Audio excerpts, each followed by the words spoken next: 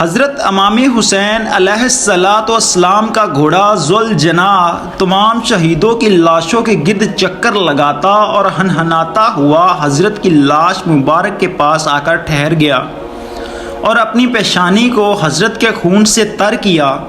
وہ اپنے پاؤں زمین پر مارتا تھا اور اس زور سے آواز نکالتا تھا کہ تمام بیاہ خان اس سے گونجتا تھا، یہاں تک کہ لوگ یہ منظر دیکھ کر سخت متعجب ہوئے۔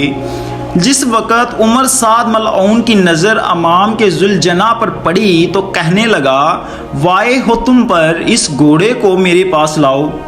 یہ گھوڑا رسول اللہ کے بہترین گھوڑوں میں سے ایک ہے۔